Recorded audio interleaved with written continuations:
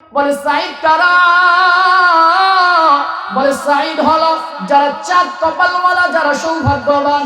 এক কথায় এরা হবে জান্নাতি। আল্লাহ তাআলা বলেন ফারীকুন ফিল জান্নাতি ওয়া ফারীকুন ফিস সাঈদ। এদিন মানুষগুলো দুইটা দলে বিভক্ত হয়ে যাবে। একটা দল হবে জান্নাতের দল, আরেকটা দল হবে জাহান্নামের দল। ও এলাকার যুবক শোনো, ও ডাকখোলা অর্জুনী কান্দির মুসলমানের শোনো, যুবক তুমি সিদ্ধান্ত নাও কোন দলে যাইবা। একটা দল হবে জান্নাতি, আরেকটা দল হবে জাহান্নামী। জানো কি বন্ধু, জানাও ওই ময়দানে মাহশারে এই দুইটা দল ব্যতীত অন্য কোন দল সেই দিন থাকবে না। এই দুইটা দল ব্যতীত অন্য কোন দল সেই দিন তুমি পাবা না। এই দুইটা দলই সেদিন তোমার আমার সামনে খোলা থাকবে। একটা দল হবে জান্নাতীদের, আরেকটা দল হবে জাহান্নামীর। সিদ্ধান্ত নাও, তুমি কি জান্নাতি দলের অধিকারী হতে চাও নাকি জাহান্নামী দলের অধিকারী হতে চাও? এর যুবক ওই দিন কিন্তু না কোনো আওয়ামী লীগ থাকবে না, কোনো বিএনপি থাকবে না। ওই ময়দানে মাহশারে কোনোদিন আওয়ামী লীগ থাকবে না, কোনো বিএনপি থাকবে না, কোনো জামাত থাকবে না, কোনো চরমনাই থাকবে না, কোনো খেলাফত থাকবে না, কোনো হেফাজত থাকবে না। শুধুমাত্র দল থাকবে দুইটা। একটা দল হবে জান্নাতীদের দল, আরেকটা দল হবে জাহান্নামীদের দল। এর যুবক জানো, যেই দলের মায়ায় পড়ে, যেই দলের মুহাব্বতের মধ্যে পড়ে, যেই দলের মায়ায় পড়ে তুমি আজকে কপালের মধ্যে, মানুষের মাথার মধ্যে পিস্তল ঠেকাইতে দেরি করো না। যেই দলের মায়ায় পড়ে মাস্টার মধ্যে তুমি লুণ্ঠন করতে দ্বিধাবোধ করো না। যেই দলের মায়ায় পড়ে যুবক তুমি আজকে মানুষকে ইজ্জত সম্মানের আঘাত করতে দেরি করো না। যেই দলের মায়ায় পড়ে, যেই পদের মায়ায় পড়ে, যেই দলের জন্য, যেই পদের জন্য, যেই মতের জন্য তুমি আজকে দুর্নীতিতে লিপ্ত হয়ে যাচ্ছ, যুবক খোদার কসম ওই দিন কিন্তু সেই দল তোমাকে বাঁচাইতে পারবে না। ওই দিন কোনো আওয়ামী লীগ থাকবে না, বিএনপি থাকবে না, জামাত, চরমনা, হেফাজত, খেলাফত যাই বলো না কেন, ওই দিন কোনো দল থাকবে না, কোনো মত পাবা না, শুধু দল থাকবে দুইটা। সিদ্ধান্ত নাও রে যুবক, আজকে সিদ্ধান্ত নাও, তুমি কি জান্নাতি দলের অধিকারী হতে চাও নাকি জাহান্নামী দলের অধিকারী হতে চাও? যে কি জন্য এই কথা বললাম শুনো, ওই দুইটা দল, যে দুইটা দল, একটা জান্নাতি আরেকটা জাহান্নামী, ওই ময়দানে মাহশারে জাহান্নামী যারা এরাও সেদিন আফসোস করবে, আর জান্নাতি যারা তারাও সেই দিন আফসোস করবে।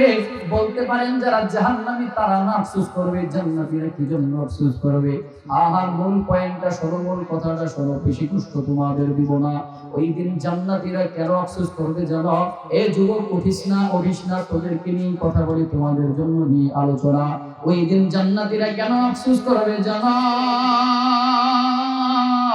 জান্নাতীরা সেই দিন আফসোস করবে, হায় রে আমার এই আমল নামাটার মধ্যে আজকে যদি আর একটা বার শুধু আল্লাহ উচ্চারণ যদি আর একটা বার বেশি থাকে, ওই দিন জান্নাতি যারা তারা আফসোস করবে, হায় রে আমার আমল নামাটার মধ্যে যদি আরেকবার যদি 2টা রাকাত নামাজ বেশি থাকতো, আমার আমল নামাটার মধ্যে যদি আর একটা রোজা যদি আজকে বেশি থাকতো, আমার আমল নামাটার মধ্যে যদি আর একটা বার আল্লাহ শব্দটা বেশি থাকতো, আমার আমল নামায় যদি আর একটা আয়াত তেলাওয়াত যদি আর একটু বেশি থাকতো, আমার আমল নামার মধ্যে যদি আর একটা টাকা দান যদি বেশি আমল নামার মধ্যে থাকতো, যদি একবার আল্লাহ শব্দ বেশি থাকতো, তো আমার মাকামটা জান্নাতের মধ্যে আরো বেড়ে যাইতো, আরো বুলন্দ হয়ে যাইতো। 2 রাকাত নামাজ যদি বেশি থাকতো তো জান্নাতে আমার মাকামটা আরো বেড়ে যাইতো, আরো উঁচুতে আমার মাকাম হইতো। যদি আর একটা রোজা বেশি থাকতো আমল নামায়, তাহলে জান্নাতে আমার মাকামটা আরো বেড়ে যেত। আর একটা টাকার দাম যদি আমার আমল নামার মধ্যে থাকতো, তো জান্নাতে আমার মাকামটা আরো উঁচু হয়ে যেত। জান্নাতীরা সেই দিন আফসোস করবে শুধুমাত্র দুনিয়ায়, কেন আমি দুনিয়ায় সময়গুলো, অবসর সময়গুলো নষ্ট করলাম। জাহান্নামী যারা হবে ওরা তো সেই দিন আফসোসের তাদের কোনো সীমাই থাকবে না, আফসোসের কোনো সীমা থাকবে না। যারা জাহান্নামী হবে এরা আফসোস করতে করতে নিজেদের হাতের গোশতগুলোকে চাবায় চাবায় হাত থেকে তুলতে থাকবে। ডান হাতের গোশতগুলোকে হাড্ডি থেকে আলাদা করে ফেলবে, বাম হাতের গোশতগুলোকে হাড্ডি থেকে আলাদা করে ফেলবে। আর আফসোস করে করে মালিককে বলবেন, আল্লাহ আরেকটা বার সুযোগ আমাকে দুনিয়ায় দাও, আরেকটা বারের জন্য আমাকে দুনিয়ার মধ্যে পাঠাও। আমার মতো আবিদিন আর কেউ হবে না, আমার মতো জাকিরিন আর কেউ হবে না, আমার মতো দান করনেওয়ালা কেউ হবে না। ও দয়ার মালিক, আমাকে দুনিয়াতে আরেকবারের জন্য দুনিয়াতে আপনি আমাকে পাঠান। আমার মতো ইবাদত করনেওয়ালা আর কেউ হবে না, আমার মতো আবেদিন, আমার মতো জাকিরিন আর কেউ হবে না। আল্লাহর কসম করে বলে যেই যুবক শোনো, তোমাদের জন্যই আমার কথা, তোমাদের জন্যই আমার এই নসিহত। আহা, ওই দিন তুমি আমি বড় আফসোস করবো, বড় আফসোস করবো। সেই দিন আফসোস করবো, হায় রে, দুনিয়ায় থাকতে মোবাইলে কত সময় নষ্ট করে দিলাম, ফেসবুকের পিছনে কত সময় নষ্ট করে দিলাম, ইউটিউবের পিছনে কত সময় নষ্ট করে দিলাম, বন্ধু বান্ধবীর পিছনে কত সময় নষ্ট করে দিলাম, বান্ধবীর পিছনে কত সময় নষ্ট করলাম, গার্লফ্রেন্ডের সাথে চ্যাটিং ফেটিং করতে করতে কত সময় নষ্ট করলাম। আহা, ওই দিন তুমি আমি বড় আফসোস করবো, বড় পেরেশানি করবো। ওই দিন যদি আমি কফি আড্ডার মধ্যে যদি রেস্টুরেন্টে যদি সময় নষ্ট না করে, ওই রেস্টুরেন্টের টাকাটা যদি কোনো মাদ্রাসায় দান করে দিতাম, কোনো মসজিদের মধ্যে দান করে দিতাম, ওই টাকাগুলো যদি আমি দ্বীনের পথে ব্যয় করতাম, তো জান্নাতে আমার মাকামটা আরো বেড়ে যেত, আরো উঁচুতে হয়ে যেত। ওই দিন যুবক তুমি আমি বড় আফসোস করব, বান্ধবীর সাথে সময়টা না কাটাইয়া যদি একটা আলেমের সাথে সময়টা কাটাইতাম, বান্ধবীর সাথে সময় নষ্ট না করে, চ্যাটিং ফেটিং না করে, যদি তাসবিহ দানাতে হাতে নিয়ে আল্লাহ আল্লাহ উচ্চারণ করে করে জিকির করতাম। এর যুবক হাসিস না, হাসির জন্য বলি নাই। তোমার আমার গার্লফ্রেন্ড আছে, তোমাদের ফেসবুকে ঢুকলে দেখা যাবে গার্লফ্রেন্ডের সাথে কত মেসেজ, বান্ধবীর সাথে কত এসএমএস। ওই দিন তুমি কিন্তু আফসোস করবা, ওই দিন পেরেশানি করা লাগবে। ওই দিন কিন্তু জিহ্বায় কামড় দিয়ে চোখের পানি ফেলতে ফেলতে চোখ দিয়ে রক্ত বের হয়ে যাবে, তারপরেও কিন্তু আফসোসের কোনো সীমা থাকবে না। সেই দিন আফসোস করে করে বলবা, হায় রে, এই জন্য দুনিয়া থাকতে সময়গুলোকে, অবসর সময়গুলোকে নষ্ট করলাম, এই জন্য দুনিয়া থাকতে রেস্টুরেন্টে সময়গুলো নষ্ট করলাম, এই জন্য ফেসবুকে সময়গুলোকে নষ্ট করলাম, ইউটিউবে কি জন্য ওই নাটকের শর্ট ক্লিপ দেখতে দেখতে কি জন্য সময়গুলো নষ্ট করলাম। সময়গুলো যদি আল্লাহর ইবাদতের জন্য কাজে লাগাইতাম, তো এর উসিলায় হলেও আল্লাহ আমাকে জান্নাতের অধিকারী বানায় দিত। কসম খোদার, ওই দিন তুমি আমি আফসোস করব এই অবসর সময়টার জন্য। এজন্য পয়গম্বরের ৪র্থ নম্বরের নসিহত, ওয়া বিনাআকা ক্বাবলা ফাকরিক ওয়া ফারাগাকা ক্বাবলা শুগলিক, ব্যস্ততা আসার পূর্বে তুমি তোমার অবসর সময়টাকে কাজে লাগাও। নাস্তিকতা নিপাত যাক, দিন ইসলাম জিন্দাবাদ, নাস্তিকতা নিপাত যাক, দিন ইসলাম জিন্দাবাদ, কোটি প্রাণের একই আওয়াজ। খোদাদ্রোহী ছাড় পাবে না, এই বাংলায় ঠাই হবে না, মুসলমানরা জেগেছে আজ, ঠিক কি না? জোর কদমে সামনে চলো, বজ্র কণ্ঠে আওয়াজ তোলো, সবাই মিলে একই তালে দাও না স্লোগান, নারায়ে তাকবীর, নারায়ে তাকবীর, দিন ইসলাম, দিন ইসলাম, ইসলামেরই জন্য দেশের হয়েছে জন্ম, ইসলামের বিরুদ্ধে গেলে দেশ হবে ভিন্ন, ঠিক কিনা? ইসলামের বিরুদ্ধে যারা নিয়েছে অবস্থান, এই বাংলায় ঠাই হবে না, যাও হিন্দুস্তান। জোর কদমে সামনে চলো, বজ্র কণ্ঠে আওয়াজ তোলো, সবাই মিলে একই তালে দাও না স্লোগান, নারায়ে তাকবীর, নারায়ে তাকবীর, কোরআন সুন্নাহর আলো। ঘরে ঘরে কেন? আগে শুনছেন না ঘরে ঘরে হবে না, রাষ্ট্রীয়ভাবে সংসদে হবে। কোরআন সুন্নাহর আলো ঘরে ঘরে জ্বালার দিন শেষ, রাষ্ট্রীয়ভাবে সংসদে জ্বালাতে হবে। রাজি আছেন ইনশাআল্লাহ? আপনার আমার দেশের পার্লামেন্ট যদি কোরআন আর সুন্নাহ দিয়ে পরিচালিত হয়, তো আমরা হলফ করে বলতে পারি কোরআন আর সুন্নাহর বদৌলতে ইনশাআল্লাহ দেশ থেকে দুর্নীতি বন্ধ হয়ে যাবে, কোরআন আর সুন্নাহর বদৌলতে দেশ থেকে দুঃশাসন বন্ধ হয়ে যাবে। এজন্য কোরআন আর সুন্নাহ দিয়ে আমার দেশটাকে ডেলি সাজাইতে হবে। রাজি আছেন ইনশাআল্লাহ? কোরআন সুন্নাহর আলো ঘরে ঘরে নয়, রাষ্ট্রীয়ভাবে সংসদে জ্বলতে হবে। রাজি আছেন? কোরআন সুন্নাহর আলো সংসদে জ্বালো, নারায়ে তাকবীর। মোটামুটি যে আওয়াজ দিচ্ছেন, এই আওয়াজ শেষ পর্যন্ত থাকবে। আওয়াজ আছে যতক্ষণ, আমি আছি ততক্ষণ। দিবেন তো আওয়াজ ইনশাআল্লাহ? আপনারা থাকবেন তো ইনশাআল্লাহ? কারা কারা ভাগবেন? দুই হাত আল্লাহকে তুলে দেখাবেন।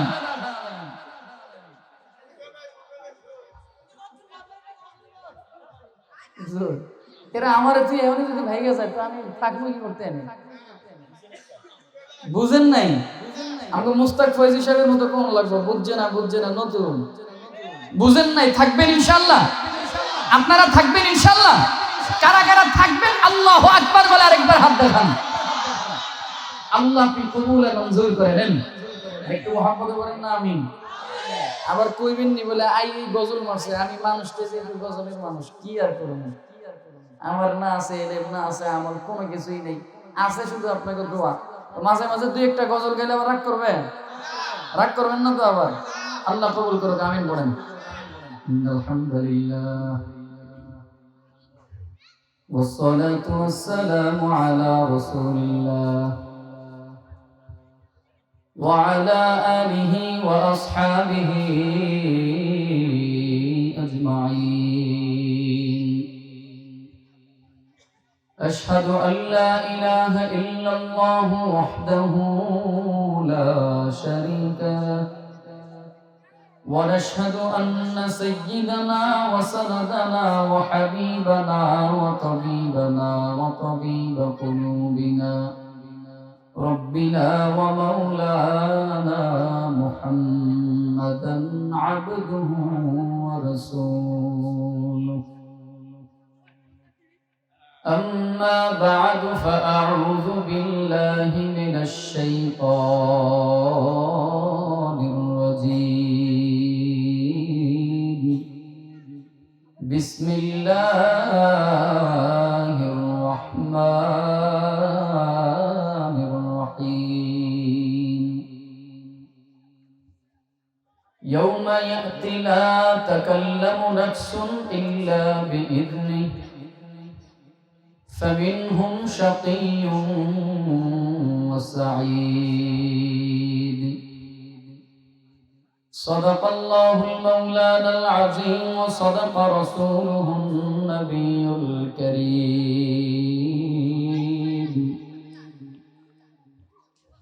قال رسول الله صلى الله عليه وسلم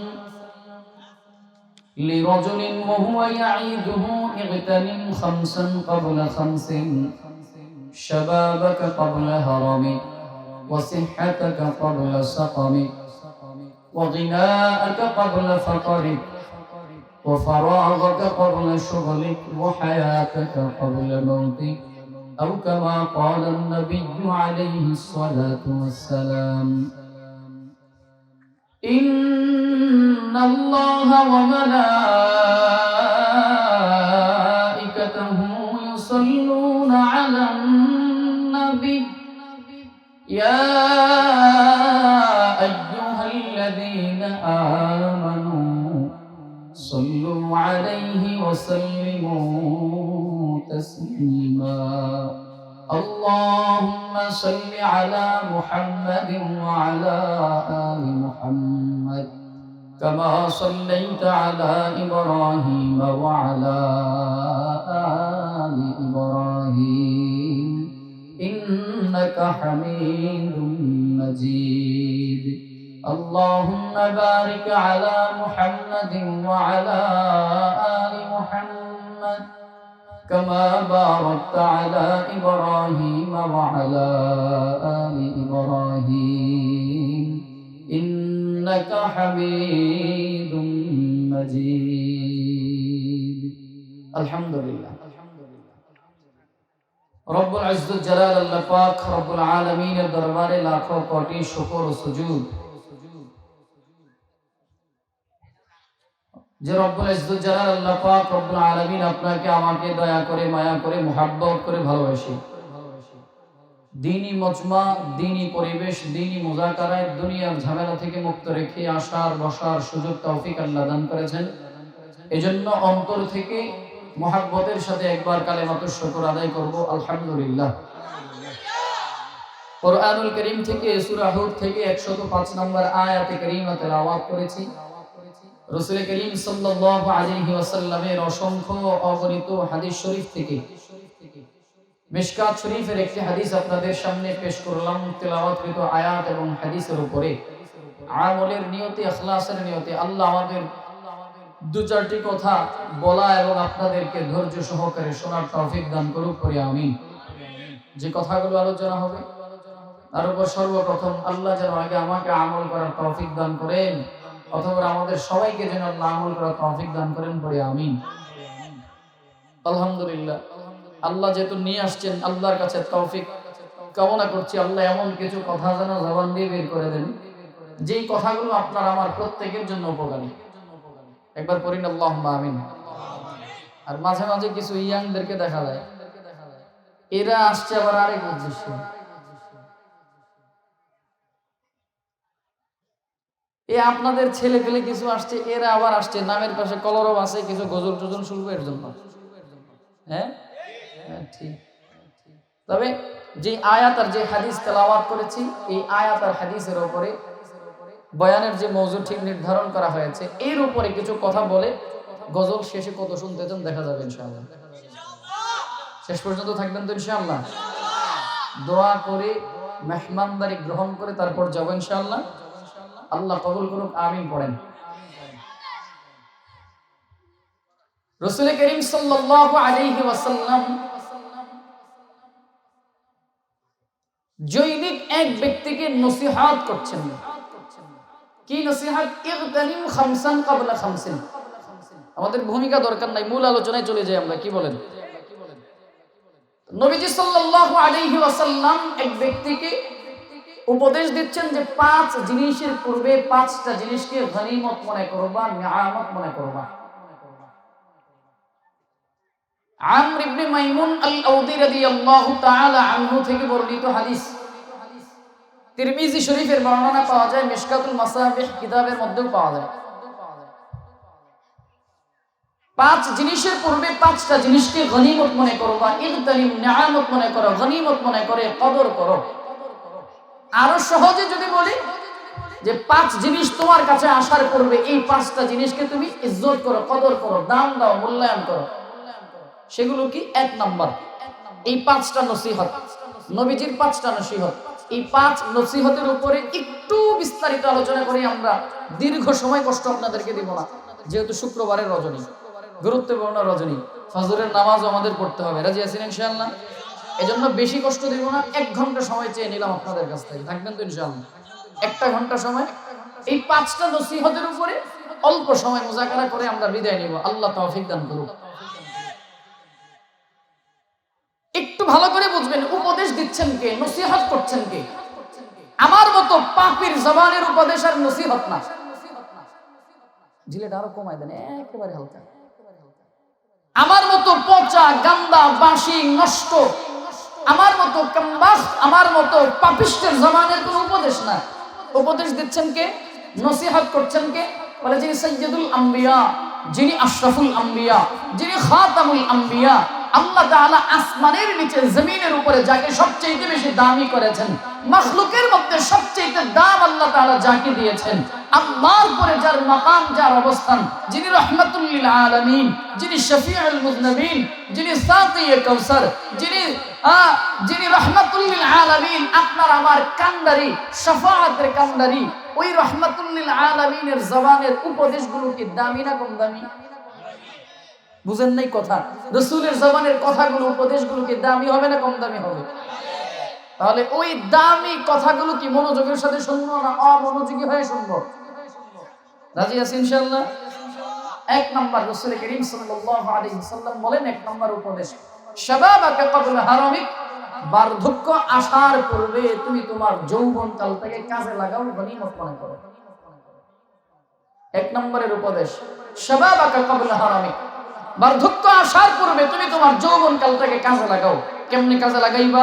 যেমনে কাজে লাগিয়েছিল আমাদের শরীফ ওসমান হাদি, যেভাবে কাজে লাগিয়েছে আমাদের প্রিয় ভাই আবু সাইদ, যেভাবে কাজে লাগিয়েছে মুগ্ধ, যেভাবে কাজে লাগিয়েছে ইসলামের শাহজাদারা, যারা দ্বীনের জন্য, ইসলামের জন্য নিজের বুকের তাজা জমিনে রক্ত ঢেলে দিয়েছে, এরপরেও দেশ আর ইসলামের বিন্দু পরিমাণ ক্ষতি হতে দেয় নাই।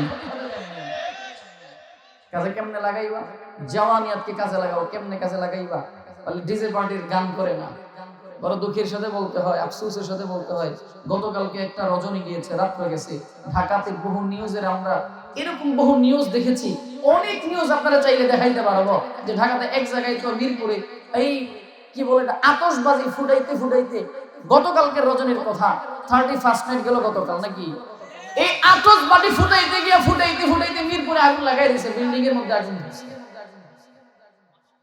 যুব সমাজ ধ্বংস হয়ে যাচ্ছে যুবক তুমি আমি একদিন আফসোস করা লাগবে আফসোস করবা কোন দিন যেদিন বৃদ্ধ হয়ে যাবা নবীজি সাল্লাল্লাহু আলাইহি ওয়াসাল্লাম বলেন বার্ধক্য আসার পূর্বে তুমি তোমার যৌবন কালকে কাজে লাগাও আলহামদুলিল্লাহ ময়দানে অনেক যুবকদেরকে দেখা যায় তবে আমরা এটাও বলতে চাই আলহামদুলিল্লাহ আগের তুলনায় যুবকরা এখন যথেষ্ট সচেষ্ট দ্বীনের প্রতি দেশের প্রতি ইসলামের প্রতি এই যুবকটা যদি জাগে যুব সমাজ যদি জাগ্রত থাকে যুবকরা যদি জেগে থাকে সমাজ পরিবর্তন হয়ে যাবে যুবকরা সজাগ থাকলে সমাজ থেকে দুর্নীতি বন্ধ হবে যুবকরা সজাগ থাকলে সমাজ থেকে গাঁজা ইয়াবা বন্ধ হবে ফ্যান্সি বন্ধ হয়ে যাবে মাদক দ্রব্য বন্ধ হবে যুবকরা সজাগ থাকলে গোটা একটা দেশ পরিবর্তন হইতে সময় লাগবে না যার বাস্তব প্রমাণ আমরা 5ই আগস্টে দেখেছি এদেশের হাজারো যুব সমাজের রক্তের বিনিময়ে দেশ থেকে স্বৈর শাসন বিদায় হয়েছে পালাতে বাধ্য হয়েছে কথা ঠিক না এজন্য যুবকদের অনেক দাম অনেকদের কদর যুব সমাজ তুমি আমি যদি ঠিক থাকি ইনশাআল্লাহ সব ঠিক হয়ে যাবে এজন্য সমাজ বিনির্মাণে যুবকদের ভূমিকা অপরিসীম আল্লাহ আমাদের দেশের যুবককে কবুল এবং মঞ্জুর করুন করেন আমিন عن عمرو بن ميمون الأودي رضي الله تعالى عنه قال رسول الله صلى الله عليه وسلم لرجل وهو يعيده اغتنم 5 قبل 5 شبابك قبل هرمك عمرو بن ميمون الأودي رضي الله تعالى عنه থেকে বর্ণিত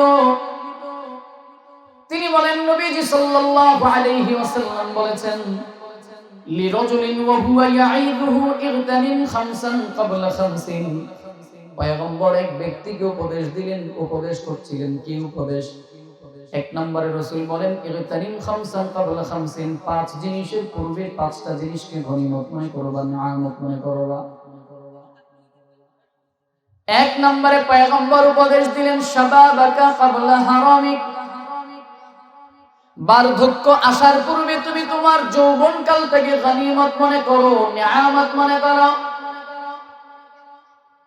যৌবন কালের অনেক দাম আল্লাহর কাছে অনেক দাম যৌবন কালের অনেক দাম আল্লাহর কাছে আল্লাহ তাআলা জাওয়ানিয়াতকে পছন্দ করেন জাওয়ানিয়াতের ইবাদতকে পছন্দ করেন এজন্যই তো বলা হয় থাকে যৌবন কালের ইবাদত পয়গম্বরদের খাসলাত আল্লাহ তাআলা যুবকদেরকে পছন্দ করেন যার কারণে ময়দানে মাহশারে কোন দাড়ি পাকা কোন চুল পাকা বান্দাদেরকে জান্নাতে দিবে না বরঞ্চ প্রতিটা বুড়াদেরকে জওয়ান বানায় নওজওয়ান বানায় জান্নাতে পাঠাবে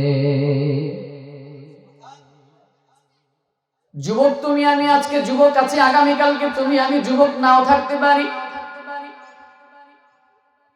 বার্ধক্য আসার পূর্বে তুমি তোমার যৌবন কালটাকে কাজে লাগাও বুড়া হয়ে যাওয়ার পূর্বে তুমি তোমার যৌবন কালটাকে কাজে লাগাও বাস্তবতার নিরিখে আসো বাস্তবতার আলোকে আসো বুড়া যখন হয়ে যাইলে তখন কিন্তু আফসোস করা লাগবে ময়দানে তাকায় দেখো এই যে দাড়িগুলো পেকে গেছে চুলগুলো পেকে গেছে সারা দাড়ি হয়ে গেল সারা চুল হয়ে গেল আমি বিশ্বাস করি এই এলাকার মানুষগুলো এই বুড়া মানুষগুলো যখন তাগদা জওয়ান ছিল নওজওয়ান ছিল এই মানুষগুলো যখন জওয়ানিয়াত যখন তাদের মধ্যে জীবন ছিল এরা তখন কি করেছে এদের মাথার মধ্যে 1.5 মণ 2 মণের বোঝা নেওয়ার কোনো ব্যাপার ছিল না কোনো বিষয় ছিল না দিন শেষে ক্লান্তি শেষে কাজকর্ম করার পরে যখন খাবার খাইতে যাইতো 3 প্লেট 4 প্লেট 5 প্লেট পর্যন্ত ভাত খাওয়া কোনো ব্যাপার ছিল না খেয়ে ফেলতো এই মুরব্বি মানুষগুলো যখন জওয়ানিয়াতের মধ্যে যখন ছিল যৌবন কাল যখন তাদের ছিল এর যুবক এদের কাছ থেকে খবর নিয়ে দেখবা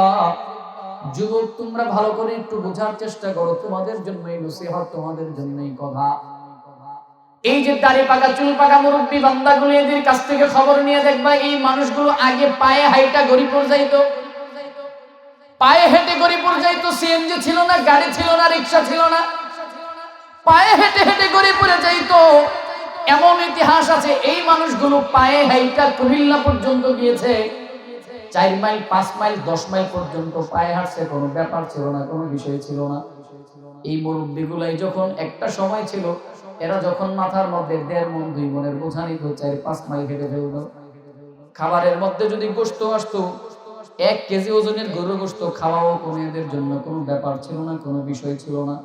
যুবক, একটু মন দিয়ে কথাগুলো বোঝার চেষ্টা করো, তোমাদের জন্য এই কথাগুলো। কিন্তু এই মানুষগুলোকে যদি এখন যদি বলা হয়, বাবা আপনি 5 মাইল হাঁটা দরকার নাই, 1 মাইল হাঁটবেন, পারবে না, কষ্ট হয়ে যাবে। যদি বলা হয় মাথার মধ্যে 2 মণ বোঝা নেবেন, 2 মণ দরকার নাই, আধা মণ বোঝা নেবেন, পারবে না, কষ্ট হয়ে যাবে। যদি বলা হয় আপনি 4 প্লেট 5 প্লেট ভাত আগে খাইছেন, এতগুলো দরকার নাই, 2 প্লেট ভাত খাবেন, খেতে পারবে, কিন্তু কষ্ট হয়ে যাবে, বড় কষ্ট হয়ে যাবে।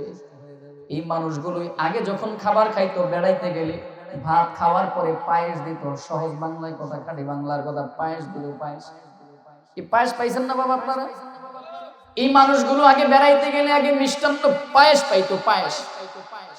আমার দেখা, আমার একজন দাদা মুরব্বী, একজন বুড়া মানুষ ছিল আমাদের গ্রামে, আমি দেখতাম এর খাবারের পরে যদি পায়েস প্লেটের মধ্যে করে দিত, এর রাগ করতো, বলের মধ্যে দেওয়া লাগতো। বলে প্লেটের মধ্যে পায়েস দিয়ে রাগ করতো, বলে কেন এত কম পায়েস তো আমরা খাই না, বল দেওয়া লাগতো, বলের মধ্যে পায়েস খাওয়া লাগতো। এই মানুষগুলোকে যদি বলা হয়, বাবা আপনি 1 প্লেট পায়েস খাবেন, পারবে না, 2 প্লেট ভাত খাবেন, পারবে না, মাথার মধ্যে আধা মণ বোঝা বহন করেন, পারবে না। বলে কেন পারবে না? 1 মাইল পায়ে হাঁটবেন, পারবে না। কেন পারবে না? বলে শরীরটা দুর্বল হয়ে গেল, বুড়া হয়ে গেছে, অসুস্থ হয়ে গেছে, শরীরের মধ্যে আগের মতো শক্তি নাই, আগের মতো শক্তি শরীরের মধ্যে নাই, মন যেন বুড়া হয়ে গেলাম। এরে যুবক বন্ধু আমার, এই তো গেল দুনিয়ার লাইনের মেসাল। যদি বলা হয় আখিরাতের কথা, এই যে থরথরে যে বুড়া মানুষগুলো, ইনাদেরকে যদি বলা হয়, বাবা আপনি কনকনে শীতের মধ্যে ঠান্ডা পানি দিয়া ফজরের পূর্বে তাহাজ্জুদের সময় আপনি ওযু বানায়া 2 রাকাত তাহাজ্জুদের সালাত পড়বেন, পারবে, তবে কষ্ট হয়ে যাবে। মনের জোরে তাহাজ্জুদ পড়তে পারবে, কিন্তু শরীরের জোরে পারবে না। এই মানুষগুলোকে যদি বলা হয় আপনি রমজানের 30 রোজার পরে শাওয়ালের 6টা রোজা রাখবেন, এরপরে আইয়ামে বীজের রোজা রাখবেন, যদি বলা হয় সাপ্তাহিক রোজা রাখবেন, সোমবার বৃহস্পতিবার, পারবে না। যদি বলা হয় একটু বেশি পরিমাণে তেলাওয়াত করবেন, পারবে না, কষ্ট হয়ে যাবে। যদি বলা হয় আপনি বেশি পরিমাণে জিকির করেন, পারবে না, কষ্ট হয়ে যাবে। বলে কেন পারবে না? বলে পারবে না এর একমাত্র কারণ হলো এই মানুষগুলো বুড়া হয়ে গেছে, শরীরের মধ্যে শক্তি নাই, কেমন যেন দুর্বল হয়ে গেল। এরে যুবক বন্ধুরা আমার, তুমি আমি এখন জাওয়ানিয়াতের শক্তিতে আছি, তোমার আমার দ্বারা সবকিছু সম্ভব, তোমার আমার দ্বারা সবকিছু করা সম্ভব। তুমি আমি যদি চাই দুনিয়ার লাইনে মেহনত করো, সফলতা অর্জন করতে পারবো। যুবক, তুমি আমি যদি চাই আখিরাতের লাইনেও মেহনত করে সফলতা অর্জন করতে পারবো। এজন্যই তো বললাম, যুবকটা যদি সজাগ থাকে, সজাগ থাকবে দেশ। যুবকরা চাইলে মুহূর্তের মধ্যে সমস্ত অন্যায় দুর্নীতি বন্ধ করে দিতে পারবে। যুবকরা চাইলে সব সম্ভব, সব সম্ভব। যুবক, তোমরা যদি আজকে একটা ইউনিটি অর্জন করে যদি বলো, এই সমাজের মধ্যে আজান হয়ে গেলে কেউ দোকানপাট খোলা রাখতে পারবে না, বাধ্য দোকান বন্ধ করে মসজিদে যাওয়ার জন্য, তোমরা ঘোষণা দিলে সম্ভব। যুবক, তোমরা যদি একটা ইউনিটি তৈরি করে যদি বলো, এই এলাকার মধ্যে প্রকাশ্যে কেউ ধূমপান করলে এর জন্য দণ্ড হবে, জরিমানা হবে, তোমরা একটা আইন প্রণয়ন করো, দেখবা ইনশাআল্লাহ সমাজ থেকে বিড়িখোর মুক্ত হয়ে যাবে। তোমরা যদি একটা আইন প্রণয়ন করো, যুব সমাজ, এখানে শত শত যুবকেরা রয়েছে, তোমাদের জন্য আমার এই কথা, তোমরা যদি চাও যে এই সমাজটাকে পরিবর্তন করবা, তোমরা চাইলে সব সম্ভব হবে। কেমনে? বলে ফজরের নামাজের টাইমে যে ঘুমাবে তার সাথে আমাদের সব সম্পর্ক শেষ, আসতে বাধ্য। তোমরা যদি চাও সব সম্ভব। এজন্য যুবক, তোমাদেরকে কদর করতে হবে। এখন যৌবন কাল আছে, বৃদ্ধ হয়ে গেলে আর পারবা না, বৃদ্ধ হয়ে গেলে আর সম্ভব না। এজন্য তোমার আমার পয়গম্বর 1 নম্বরে নসিহত করলেন, শাবাবাকা ক্বাবলা হারামিক। বার্ধক্য আসার পূর্বে তুমি তোমার যৌবন কালটাকে কাজে লাগাও। বার্ধক্য আসার পূর্বে তুমি তোমার যৌবন কালটাকে গনিমত মনে করো, নিয়ামত মনে করো, ইলকানিম গনিমত মনে করো। 2 নম্বরে পয়গম্বর নসিহত করলেন, 2 নম্বরে ওয়াসিহাতাকা ক্বাবলা সাকামিক। অসুস্থতা আসার পূর্বে তুমি তোমার সুস্থতার জীবনটাকে কাজে লাগাও, গনিমত মনে করো, নিয়ামত মনে করো। এই বাজান আর একটু 20-25 মিনিট সবাই আমাকে দিবেন, বুঝতেছি আপনাদের কষ্ট হয়ে যাচ্ছে, যার কারণে এলোমেলো।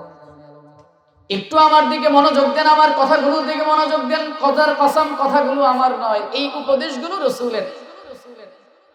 পয়গম্বর 2 নম্বরে বললেন, ওয়াসিহাতাকা ক্বাবলা সাকামিক, বার্ধক্য আসার পূর্বে তুমি তোমার, অসুস্থতা আসার পূর্বে তুমি তোমার সুস্থতার জীবনটাকে গনিমত মনে করো, কাজে লাগাও। নবীজি সাল্লাল্লাহু আলাইহি ওয়াসাল্লাম বললেন, অসুস্থতা হওয়ার পূর্বে তুমি তোমার সুস্থতাকে কাজে লাগাও। সংক্ষেপে বলছি, কেমন করে কাজে লাগাইবা? আপনি আমি আজকে সুস্থ আছি, কালকে সুস্থ নাও থাকতে পারি। আপনি আমি আজকে ভালো আছি, আগামী কালকে ভালো নাও থাকতে পারি।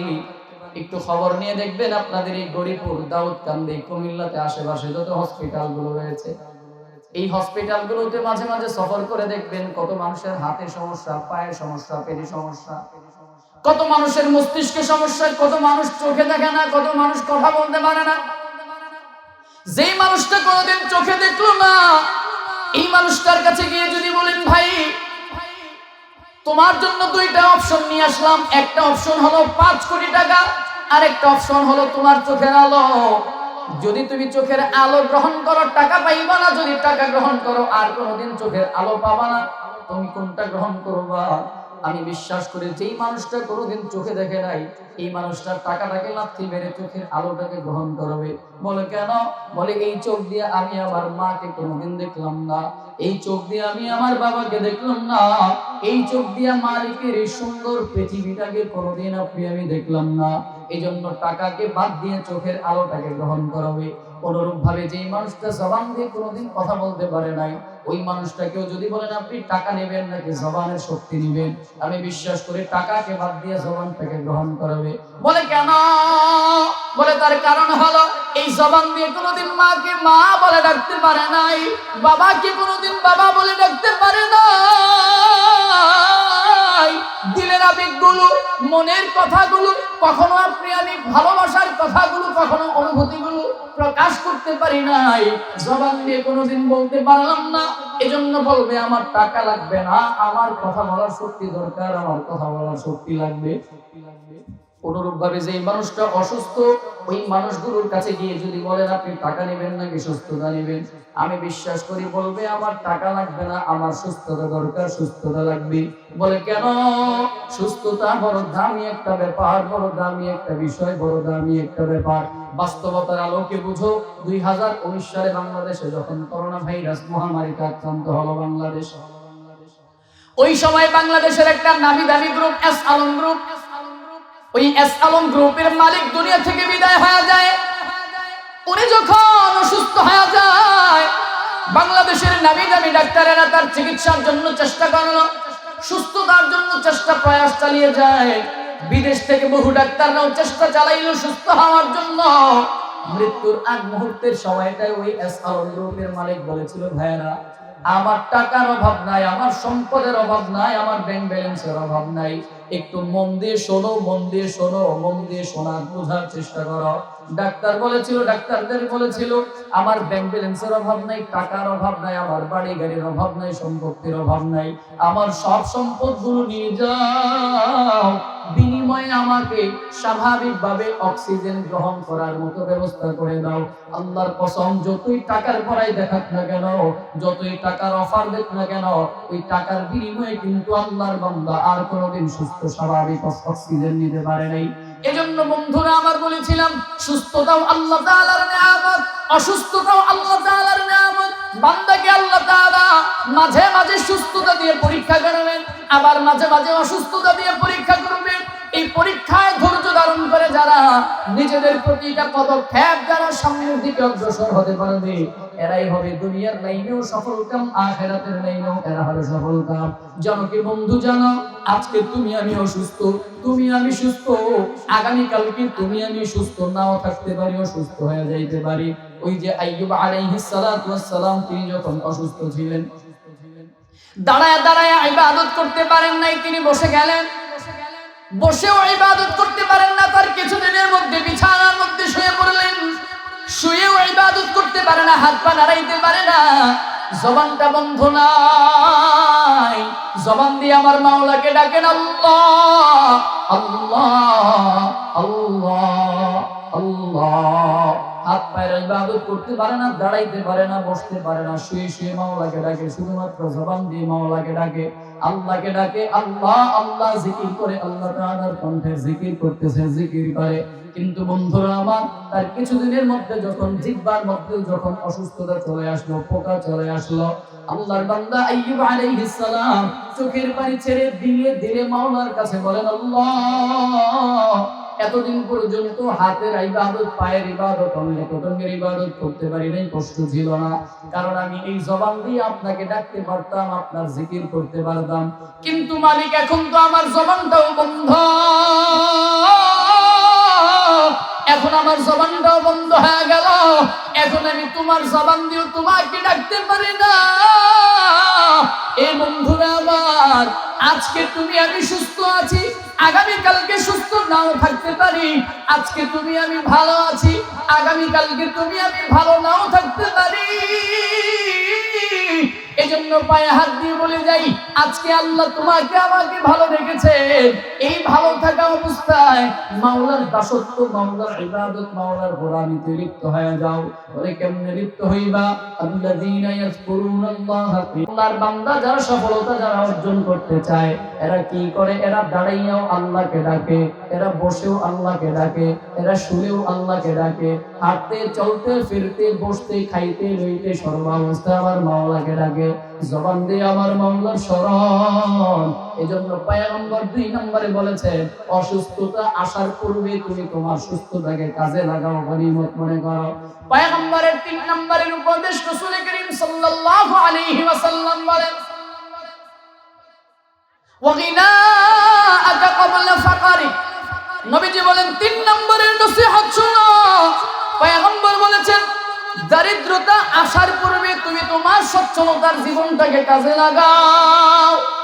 দরিদ্রতা আসার পূর্বে সচ্ছলতার জীবনটাকে কাজে লাগাও। কেমনে কাজে লাগাইবা?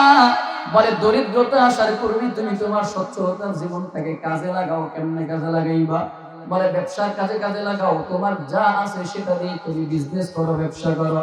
কত টাকা আছে? বলে 5 লাখ আছে, সেই 5 লাখ দিয়ে ব্যবসা করো। বলে 5 লাখ নাই, 2 লাখ আছে, 2 লাখ টাকা দিয়ে ব্যবসা করো। 2 লাখ নাই, 1 লাখ আছে, বলে 1 লাখ টাকা দিয়ে বিজনেস শুরু করে দাও, ব্যবসা করে দাও। ব্যবসার মধ্যে বরকত রেখেছেন কে? আরে কয় না কে রেখেছেন? দরিদ্রতা বড় খারাপ জিনিস, দরিদ্রতা বড় খারাপ জিনিস, বড় খারাপ জিনিস। কেমন খারাপ? যদি বাস্তবতা বুঝাই বলবেন, দরিদ্রতা হলো এত খারাপ, এত নিকৃষ্ট একটা ব্যাপার। দরিদ্রতা অনেক সময় মানুষকে বেঈমান কাফের পর্যন্ত বানায় দেয়। প্রমাণ চান? প্রমাণ দিতে পারবো, তবে কষ্ট করে আপনাদেরকে একটু উত্তরবঙ্গে সফর করা লাগবে। ঠাকুরগাঁও, পঞ্চগড়, দিনাজপুর, তারপরে ওই যে কুড়িগ্রাম, ওই দিকে যদি সফর করেন তাহলে বুঝতে পারবেন এই দরিদ্রতা কতটা খারাপ জিনিস। দরিদ্রতার কারণে ইমানদারেরা, মুসলমান দুর্বল ইমানদার, অর্থনৈতিকভাবে যারা দুর্বল, টাকার কাছে এদের ইমানগুলোকে এরা বিক্রি করে দিচ্ছে। খ্রিস্টান মিশনারির লোকেরা এরা টাকা দিয়া দিয়া ইমানদারদের ইমানগুলোকে এরা ক্রয় করে নিচ্ছে। কাদিয়ানির দলেরা টাকা দিয়ে দিয়ে আপনার আমার মুসলমানদের ইমানগুলোকে এরা উত্তরবঙ্গে ক্রয় করে নিচ্ছে। দরিদ্রতা বড় খারাপ জিনিস। আরো যদি বাস্তবতা বলি, আমাদের কাছে যারা হাত পাতে না, হাত পাতে, আল্লাহর রাস্তে 2টা টাকা দেন। কি এরকম করে আপনাদের কাছে হাত পাতে না? মাঝে মাঝে ভিক্ষুকেরা আছে, বাংলাদেশে ভিক্ষুক আছে, আপনাদের এলাকায় আছে, গরিপুরে আছে, ভিক্ষুক আছে না নাই? আপনাদের এই গরিপুর মোড়ের মধ্যেই তো নামলেই বাবা দেখা যায়। হ্যাঁ, আপনারা যারা সিএনজি, আমার বাড়ি কিন্তু দূরে না, তিতাসে। ঢাকাতে যদিও অবস্থান থাকা হয়, কিন্তু আমার বাড়ি তো তিতাসে। এই গরিপুর দিয়ে যখন আসা যাওয়া করেন, ওখানে নামলেই ওরে বাবা, সিএনজি ওয়ালাদের কাছ থেকে নামার পরে সুন্দর করে 4-5 জন চলে আসবে। কি আছে না? হাত পাতে না? আল্লাহর রাস্তে 2টা টাকা দেন বলে না? খবর নিয়ে দেখবেন, বাংলাদেশের 90% ভিক্ষুক এরা অভাবের কারণে ভিক্ষা করে না, বরঞ্চ স্বভাবের কারণে ভিক্ষা করে। 90% ভিক্ষুক অভাবের কারণে ভিক্ষা করে না, পেটের দায়ে ভিক্ষা করে না, এরা স্বভাবের কারণে মানুষের কাছে হাত পাতে। এদের প্রত্যেকের বাড়ি আছে, ঘর আছে, সন্তান আছে, ফ্যামিলি আছে, পরিবার আছে, থাকার মতো ব্যবস্থা আছে, খাবার মতো ব্যবস্থা আছে, এরপরে মানুষের কাছে হাত পাতে কেন? স্বভাবের কারণে। আমাদের সমাজের আরো বাস্তবতা আর একটু বলবো, রাগ করবেন না তো? দারিদ্রতা আসার পূর্বে নবীজির উপদেশ, 3 নাম্বার উপদেশ, ওয়াগিনাআকা ক্বাবলা ফাকরিক। দারিদ্রতা আসার পূর্বে সচ্ছলতাকে কদর করো, মূল্যায়ন করো। কেমনে মূল্যায়ন করবা, কেমনে কদর করবা? সহজ কথা, আল্লাহ তাআলা 90 ভাগ বরকত আল্লাহ ব্যবসার মধ্যে রেখেছেন। ব্যবসা করো, বিজনেস করো, ব্যবসা করো। আমাদের বাংলাদেশের আরেকটা প্রচলিত একটা কথা আছে, কি কথা? ইমামতির টাকায় আল্লাহ বরকত রেখেছে। কিসের টাকায়? আমরা বলি না ইমামগো টাকায় আল্লাহ বরকত রাখছে? বলেন না, বলেন না, আপনারা বলেন কিনা? এটা ফাউল কথা। এটা ইমামদের টাকায় আল্লাহ বরকত না, বলেন ইমামদের টাকায় আল্লাহ অনুগ্রহ আর দয়া রেখেছেন। ইমামদের টাকায় আল্লাহ অনুগ্রহ আর দয়া রেখেছেন। হাদিসের কথা, আল্লাহ তাআলা 90 ভাগ বরকত আল্লাহ ব্যবসার মধ্যে রেখে দিয়েছেন। 90 ভাগ বরকত, জমিনের 90 ভাগ বরকত আল্লাহ ব্যবসায় রেখেছেন। ইমামতির টাকায় বরকত রাখেন নাই। যদি ইমামতির টাকায় বরকত হতো, আপনার ছেলেটার ইমাম বানান। বুঝাইতে পারি নাই? যদি ইমামতির টাকায় বরকত থাকে, আপনার ছেলেটাকে ইমাম বানান, আপনার ভাইটাকে ইমাম বানান। এটা তো করবেন না। ইমামতির টাকায় বরকত না, বলেন ইমামতির টাকায় অনুগ্রহ আর আল্লাহর দয়া আছে। প্রত্যেকটা ফ্যামিলি পরিচালনার জন্য 20,000, 25,000, 30,000 টাকার নিচে কোনো একটা ফ্যামিলি চলে না। ইমামেরও তো একটা ফ্যামিলি আছে, ওনার বেতন দেই আমরা কত? 10,000, না 12,000, 15,000 টাকা। তো ওনার ফ্যামিলিটা চলে কেমনে? স্পষ্ট কথা, ওনার ফ্যামিলি চলে আল্লাহর অনুগ্রহ আর আল্লাহর দয়ায়, বরকতে না। কারণ বরকত আল্লাহ রেখেছেন কোথায়? বলেন না, বরকত কোথায় রেখেছেন? ব্যবসায় রেখেছেন। যুবক, তোমাদের জন্য কথা, এজন্য তোমাদের হাতে সময় আছে, সুযোগ আছে। যুবকদের জন্য আমার নসিহত, তোমাদের হাতে সময় আছে, সুযোগ আছে। ব্যবসার কাজে তোমরা নিজেদেরকে ইনভেস্ট করো। কত আছে?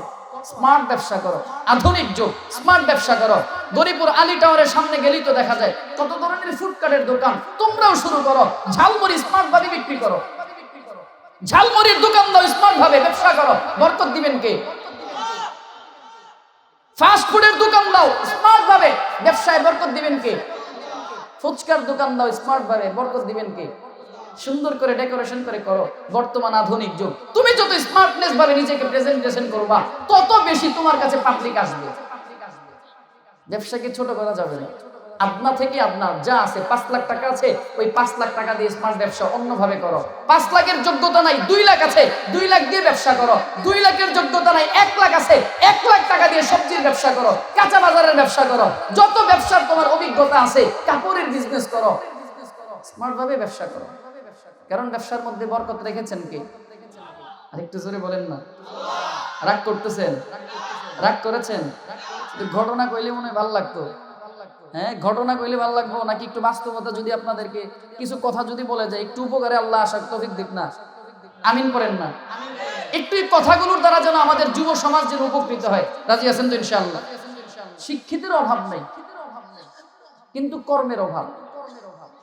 সার্টিফিকেটের অভাব নাই, কর্মের অভাব। সার্টিফিকেটের অভাব নাই, কর্মের অভাব। সার্টিফিকেট আমাদের অভাব নাই, ঝুরি ঝুরি সার্টিফিকেট। চাকরির জন্য অ্যাপ্লাই করলে চাকরি হয় না। বাদ দাও তোমার চাকরি, চাকরি করা মানে চাকর। চাকরিকে বাদ দিয়ে ব্যবসার কাজে নামো। যতটুকু আছে তোমার, ততটুকু নিয়ে তুমি ব্যবসায় নামো। কসম খোদার, আল্লাহ তাআলা জমিনের 90 ভাগ বরকত আল্লাহ ব্যবসার মধ্যে রেখে দিয়েছেন। নবীজি সাল্লাল্লাহু আলাইহি ওয়াসাল্লাম এই জন্য 3 নম্বরের উপদেশ দিলেন, 3 নম্বরের নসিহত, ওয়াগিনাআকা ক্বাবলা ফাকরি। দরিদ্রতা আসার পূর্বে তুমি তোমার সচ্ছলতার জীবনটাকে কাজে লাগাও, গনিমত মনে করো। দরিদ্রতা আসার পূর্বে তুমি তোমার সচ্ছলতার জীবনটাকে গনিমত মনে করো। 4 নম্বর উপদেশ, আর অল্প সময়ে 10 থেকে 15 মিনিট সময় আমাকে দিবেন, এরপরে ইনশাআল্লাহ আলোচনা শেষ করে দিব। বুঝতেছি আপনাদের কেমন যেন কষ্ট হয়ে যাচ্ছে। নবীজি সাল্লাল্লাহু আলাইহি ওয়াসাল্লামের 4th নম্বরের উপদেশ পয়গম্বর বলেছেন, ওয়া ফারাগাকা ক্বাবলা শুগলিক। ব্যস্ততা আসার পূর্বে তুমি তোমার অবসর সময়টাকে কাজে লাগাও, গনিমত মনে করো। ব্যস্ততা আসার পূর্বে অবসর সময়টাকে কাজে লাগাও, গনিমত মনে করো। বলে কেমন করে গনিমত মনে করো? অবসর সময়টাকে কেমনে কাজে লাগাইবা? এরে বাবা, এবার আর দুনিয়ার উদ্ধৃতি আপনাদেরকে দিব না, চলেন একটু আখিরাতের দিকে আগাই। রব্বুল ইজ্জত জালাল আল্লাহ পাক রব্বুল আলামিন বলেন সূরা হুদের 105 নম্বর আয়াত, ইয়াউমা ইয়াতি লা তাকাল্লামু নাফসুন ইল্লা বিইযনিহি ফামিনহুম শাকিয়্যুন ওয়া সাঈদ। রব্বুল ইজ্জত জালাল আল্লাহ পাক রব্বুল আলামিন বলেন, এমন একটা সময় আসবে, এমন একটা দিন আসবে, লা তাকাল্লামু নাফসুন ইল্লা বিইذনি, বলে ওই দিন কেউ কোনো কথা বলতে পারবে না, কেউ কোনো কথা বলবে না, কেউ কোনো কথা বলার সাহসও করবে না, ইল্লা বিইذনি, আল্লাহর অনুমতি ব্যতীত, আল্লাহর অনুমতি ছাড়া। ওই দিন মানুষগুলো, আপনি আমি ওই দিন বড় মুজরিমের মতো, অপরাধীর মতো হাঁটু দুইটা জমিনের মধ্যে গেড়ে আল্লাহর কাছে চোখের পানি ছেড়ে দিলে দিলে কান্না করো, আল্লাহ আমাকে বাঁচাও, আমাকে বাঁচাও, আমাকে বাঁচাও, আমাকে বাঁচাও। বলে ওই দিন মানুষগুলো দুইটা দলে বিভক্ত হয়ে যাবে। ফামিনহুম শাকিয়্যুন ওয়া সাঈদ, একটা দল হবে শাকিয়্যুনের অন্তর্ভুক্ত, আরেকটা দল হবে সাঈদের অন্তর্ভুক্ত। শাকিয়্যুন কারা? বলে যারা পোড়া কপাইল্লা, যারা হতভাগা, যারা দুর্ভাগা, যারা পোড়া কপাইল্লা, বলে এরা এক কথায় হবে জাহান্নামের অধিকারী, জাহান্নামের অন্তর্ভুক্ত, এরা হবে শাকিয়্যুনের অধিকারী। দুই নম্বর আরেকটা দল হবে সাঈদের অন্তর্ভুক্ত। ব্যস্ততা আসার পূর্বে অবসরটাকে কাজে লাগাও। তো কেমনে কাজে লাগাইবা? আল্লাযীনা ইয়াযকুরুনাল্লাহা কিয়ামান ওয়া কুউদান ওয়া আলা জুনুবিহিম ওয়া ইয়াতাফাক্কারুন। বলে কাজ করতেছি, হাতের কাজ হাতে করবে, কিন্তু জবান দিয়ে জিকির চলবে কার? আরে বলে না কার? পায়ের কাজ পা করতেছে, কিন্তু জবান তো বন্ধ নাই, জবান দিয়ে জিকির চলবে আল্লাহ। পেটের কাজ পেট করে, চোখের কাজ চোখ করে, জবানের কাজ জবান করবে, সব অঙ্গ প্রত্যঙ্গের কাজ সব কিছু করবে। কিন্তু যে অবস্থায়, যে হালতে আপনি আমি থাকি না কেন, ওই হালতে ওই অবস্থায় সর্বক্ষণিক জিকির করবো কার? একটু মুহাব্বতে বলেন রাজি আছি না ইনশাআল্লাহ? রাজি আছি ইনশাআল্লাহ? এই হলো চতুর্থ নম্বরে নসিহত। পয়গম্বর 5 নম্বরে নসিহত করলেন, 5 নম্বর উপদেশ, ওয়া হায়াতাকা ক্বাবলা মাউতিক, মৃত্যু আসার পূর্বে তুমি তোমার এই হায়াতের, এই দুনিয়ার জীবনটাকে গনিমত মনে করো, ইলতানিম গনিমত মনে করো। মৃত্যু আসার পূর্বে দুনিয়ার এই জীবনটাকে গনিমত মনে করো। এর যুবক, আর 10 মিনিট আলোচনা শেষ করে তোমাদেরকে দুইটা গজল শোনায়, তারপরে ইনশাআল্লাহ দোয়া করব। শোনো পয়গম্বরের 5 নম্বরের নসিহত, ওয়া হায়াতাকা ক্বাবলা মাউতিক, মৃত্যু আসার পূর্বে তুমি তোমার এই দুনিয়ার জীবনটাকে কাজে লাগাও, গনিমত মনে করো। বলে কেমনে? আহা, তুমি আমি আজকে যুবক মানুষ, যুবকেরা মনোযোগ দিয়ে শুনবা। তুমি আজকে যুবক মানুষ, বয়সটা হলো 20 বছর বা 30 বছরের যুবক। মনে মনে চিন্তা করতেছো, হায় রে, সবে মাত্র আমার বয়স হলো 20 বছর, সবে মাত্র বয়স হলো 30 বছর, সবে মাত্র বয়স হলো 35 বছর। বলে আমাদের দেশে তো মানুষ বাঁচে 60 বছর, 70 বছর, 80 বছর। এখন আমার ইবাদতের সময় হয় নাই, আরেকটু বয়সটা ভারী হোক, ইবাদত করব, আরেকটু বয়সটা বার্ধক্য হোক, ইবাদত করব। আগে বিয়ে শাদী করি, তারপরে দাড়ি রাখবো, বিয়ে শাদী করার পরে নামাজ ধরবো, বৃদ্ধ হওয়ার পরে রোজা ধরবো, বৃদ্ধ হওয়ার পরে হজ করতে যাব, বৃদ্ধ হওয়ার পরে ইবাদত বন্দেগীতে মনোযোগী হয়ে যাব। কসম খোদার, যুবকটাকে দেখো, সমাজের মধ্যে তোমার আমার মতো বহু যুবক সমাজের মধ্যে ছিল, যারা তোমার থেকে আমার থেকে বিদায় নিয়ে অন্ধকার কবরে চলে গেছে। একটু মহব্বতে বলবা, তোমাদের এই ডাকখোলা এবং ধুনিকান্দিতে এমন যুবক ছিল কিনা যারা তোমাদেরকে ছেড়ে কবরে চলে গেছে? আছে না নাই? এমন বহু যুবকের ইতিহাস আছে, যারা দুনিয়ার মায়া ত্যাগ করে যৌবনকালে অন্ধকার কবরের দিকে চলে গেল। যুবক, কি মনে করেছো তুমি আমি দুনিয়াতে আছি, মৃত্যু কার কখন চলে আসে কেউ বলতে পারি না, কেউ বলতে পারবো না। কসম খোদার, মৃত্যু যদি তোমার আমার সামনে চলে আসে, ওই দিন আজরাইলকে বললে চলবে না যে ভাই আজরাইল, আমি তো এখনো তওবা করতে পারি নাই, 2টা মিনিট সময় দাও, তওবা করে নিই। পাওয়া যাবে? আজরাইল আলাইহিস সালাম যদি আপনার আমার সামনে চলে আসে, ওই দিন যদি আজরাইলকে বলি, ভাই আজরাইল, অমুকে আমার কাছ থেকে টাকা পাইতো নাকি এখনো টাকা দেই নাই, আমাকে 2টা মিনিট সময় দাও, আমি টাকাটা পরিশোধ করে আসি, এখনো তওবা করতে পারি নাই, 2 মিনিট সময় দাও। আজরাইল আলাইহিস সালাম যদি আপনার আমার সামনে চলে আসে, ওই দিন যদি আজরাইলকে বলি, ভাই আজরাইল, এখনো এশারের নামাজটা পড়তে পারি নাই, 2 মিনিট সময় দাও, এশারের নামাজটা পড়ি। কসম খোদার, আজরাইল যদি চলে আসে, কারো বাপের ক্ষমতা নাই 1 সেকেন্ড পর্যন্ত হায়াত বেশি বাঁচতে পারবে। আল্লাহর কসম, এক সেকেন্ডও চাইলে তুমি বেশি বাঁচতে পারবে না। হায়াতের মৌতের ঘন্টা যখন তোমার আমার চলে আসবে, কেউ বলতে পারবে না কার হায়াত মৌত কার কখন চলে আসে। যুবক মনে করেছ তোমার আগে তোমার বাবা আছে, তোমার আগে তোমার বাবার আগে তোমার দাদা আছে, আগে দাদা মরবে তারপর বাবা মরবে তারপর আমি মরব। না রে যুবক, না না, এই তোমার আমার চিন্তাটা বড় দুর্বল চিন্তা, তোমার আমার চিন্তা বড় দুর্বল। দুনিয়ার মানুষের কথা বাদ দাও, আমার নিজের কথা বলি, আমার নিজের কথা। আমার একটা ছোট্ট একটা ভাই ছিল, আমার বাবা একজন মসজিদের ইমাম, মসজিদে ইমামতি করে আমাদেরকে বড় করেছেন। আমার বাবা মসজিদের ইমাম, আমার ইমিডিয়েট একটা ছোট ভাই ছিল, যেই সময় মারা যায় তার বয়সটা হলো 7 বছরের বালক। ওই 7 বছর বয়সে দুনিয়া থেকে বিদায় হয়ে গেল। কেমনে বলে, বাবার সাথে গোসল করার জন্য বাবার সাথে গেল, একসাথে গোসল করতে গেল। বর্ষাকালে পানির সাথে বাবা কাপড় ধুইতেছেন, ঈদগাহের মধ্যে গোসল করতে গেল। গ্রামের সন্তান আমরা, বর্ষাকালে ঈদগাহে গেল গোসল করার জন্য, বাবা সন্তানের কাপড়টা ধুইয়া দেয়। ওই কাপড়টা ধুইতে ধুইতে 1 মিনিট কি 2 মিনিটের মধ্যে পানির স্রোতের টান দিয়ে পুকুরের মাঝখানে নিয়ে যায়। 2-2.5 ঘন্টা পর্যন্ত খোঁজাখুঁজির পরেও সেই ছোট ভাইটাকে আর পাওয়া গেল না। পাওয়া গেছে, তবে জিন্দার পাওয়া যায় না, মৃত অবস্থায় পাওয়া গেল। দুনিয়া থেকে চলে গেল।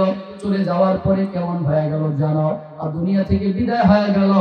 মানুষটা সবেমাত্র ছোটমাত্র 7 বছরের বাচ্চা মানুষ, কিন্তু এই বাচ্চাটাই বাবার কাঁধে সন্তানের লাশটা উঠে গেল। যুবক, তুমি মনে করেছো তোমার আগে তোমার বাবা মরবে, তার আগে তোমার দাদা মরবে। না না, এই চিন্তা ভাবনা তোমার ভুল। কত সমাজের মধ্যে ইতিহাস দেখা যায়, দাদার কাঁধে নাতির লাশ, বাবার কাঁধে সন্তানের লাশ। আমার বাবাই তো আমার ছোট ভাইয়ের জানাজা পড়াইলো, আমার বাবাই তো সন্তানের কাঁধে বাবার কাঁধে সন্তানের লাশটা বহন করে কবরের মধ্যে নামাইলো। এজন্য কার মৃত্যু কখন চলে আসে তুমি আমি কেউ বলতে পারবো না, কেউ জানিও না। এজন্য যুবক বন্ধু আমার, তোমাদের জন্য শেষ কথা, শেষ নসিহত, শেষ কথা। পয়গম্বর বলেন, ওয়া হায়াতাকা ক্বাবলা মাউতিক, মৃত্যু আসার পূর্বে তুমি তোমার এই যৌবনটাকে, জীবনটাকে কাজে লাগাও।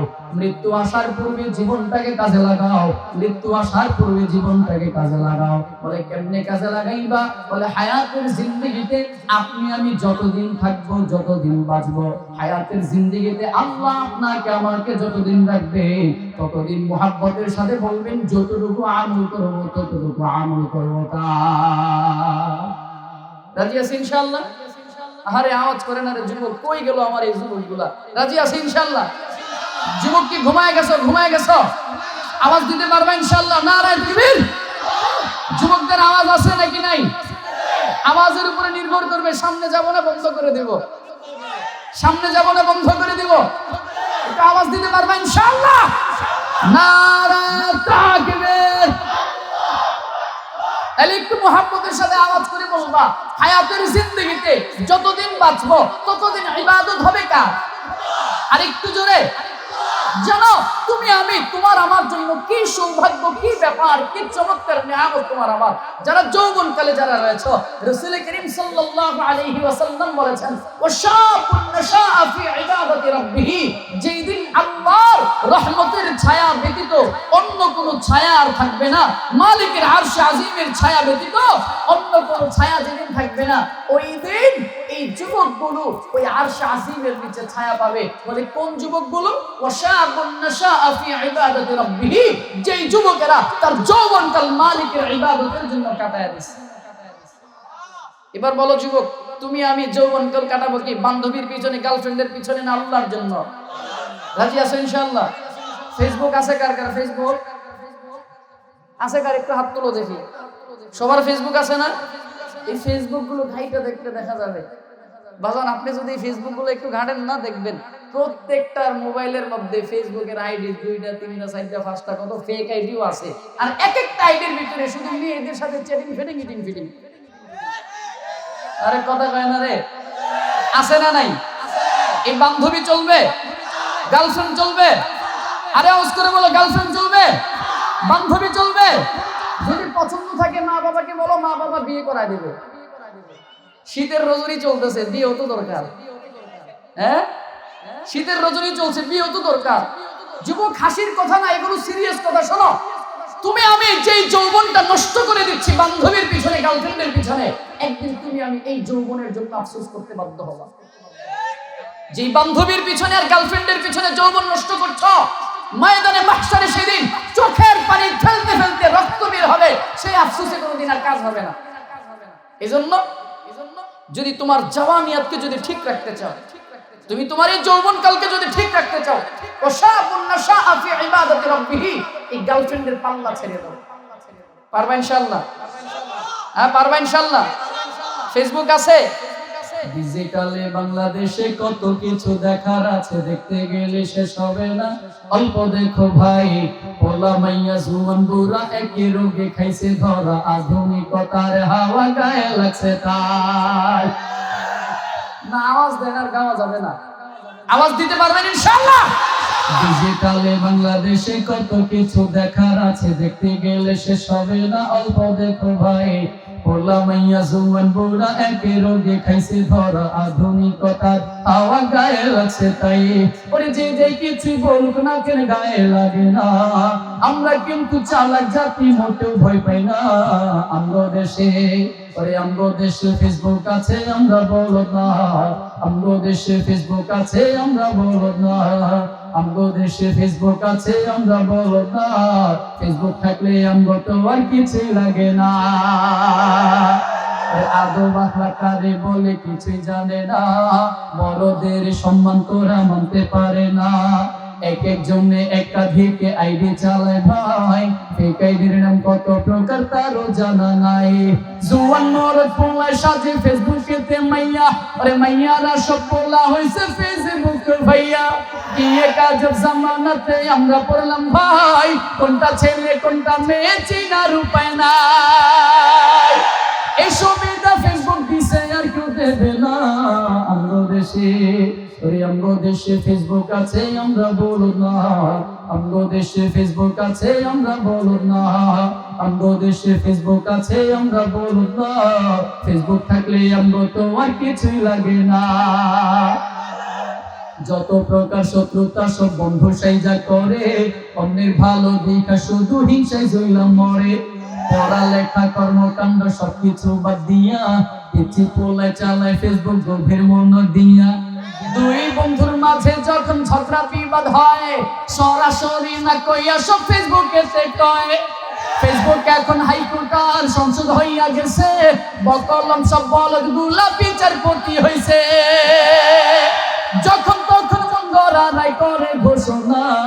আমগো দেশে, ওরে আমগো দেশে ফেসবুক আছে, আমরা বলদ না। আমগো দেশে ফেসবুক আছে, আমরা বলদ না।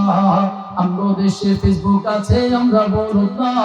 ফেসবুক থাকলে আমরা তো আর কিছু বুঝি না। কথা ঠিক কিনা? যুবক সজাগ থাকতে হবে, রাজি আছো ইনশাআল্লাহ? 2 মিনিট কথা আমার শোনো। তোমরা সেই আবু বকরের মতো হয়ে যাও, তোমরা সেই ওমরের মতো হয়ে যাও, যে আবু বকর যে ওমর ইসলামের জন্য, দেশের জন্য, দ্বীনের জন্য নিজের জীবনটাকে বিলীন করে দিবে। তুমি আমি প্রতিজ্ঞা নাও, আমার এই বাংলাদেশকে ভারতের আগ্রাসনীদের হাত থেকে বাঁচাবার জন্য যদি তোমার আমার রক্ত দিতে হয়, হাতের মতো বুলেট খাইতে হয়, আবু সাইদের মতো রক্ত দিতে হয়, দেশের মানচিত্র রক্ষার জন্য প্রয়োজনে বুকের তাজা রক্ত ঢেলে দিব। ইনশাআল্লাহ ভারত বিরোধীদের কাছে আমরা আমাদের দেশ বিক্রি করে দেব না।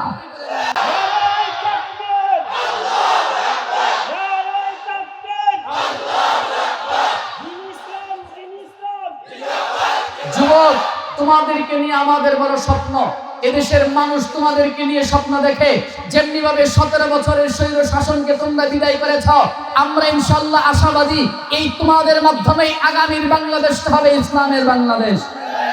আমরা আশাবাদী তোমাদের মাধ্যমে আগামীর বাংলাদেশ হবে কোরআনের বাংলাদেশ।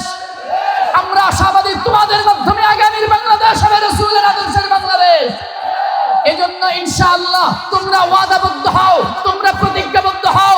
ডাইনে বামে আমরা যতই দেখেছি, ডাইনে বামে আর যাব না।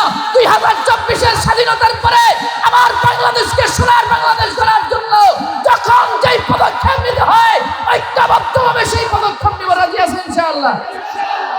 বড় দুঃখের গর্বের সাথে বলতে হয় দীর্ঘ 54 বছরের স্বাধীনতার ইতিহাস, 54 বছরের ইতিহাসে বলতে হয় স্বাধীন বাংলাদেশে বসবাস করি ঠিক, কিন্তু স্বাধীনতার সুফল আমরা আজও ভোগ করতে পারি নাই। কারণ জবান দিয়ে হক বলতে গেলে ঠোঁটের মধ্যে তালা লাগায়া দেয়, হক ধরতে গেলে হাতের মধ্যে হ্যান্ডকাপ পরায়া দেয়, হক পথে চলতে গেলে পায়ের মধ্যে বেরি পরায়া দেয়। আমরা বলতে চাই সেই অতীত আর এখন নাই, এখন 24-এর বাংলাদেশ। প্রয়োজনে এই বাংলাদেশকে ভারতের আগ্রাসীদের হাত থেকে মুক্ত করার জন্য আরেকটা 71 রচিত হবে, আরেকটা 13 রচিত হবে, আরেকটা 24 রচিত হবে ইনশাআল্লাহ। তারপরে আগামীর বাংলাদেশ ভারতের কাছে আমরা উঠায় দিব না।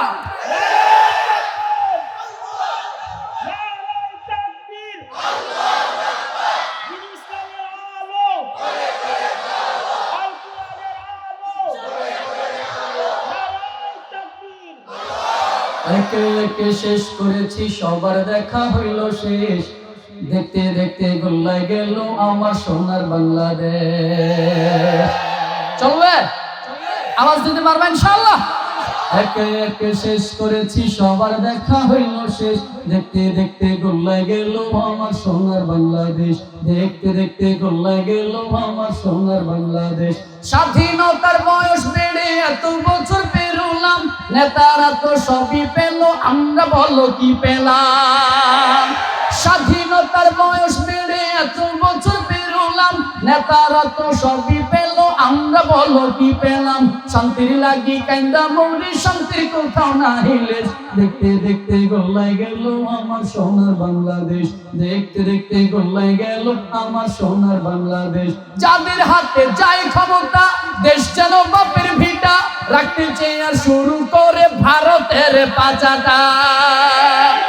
যাদের হাতে যায় ক্ষমতা, দেশ যেন বাপের ভিটা, রাখতে চেয়ে শুরু করে বিদেশিদের পাচাটা।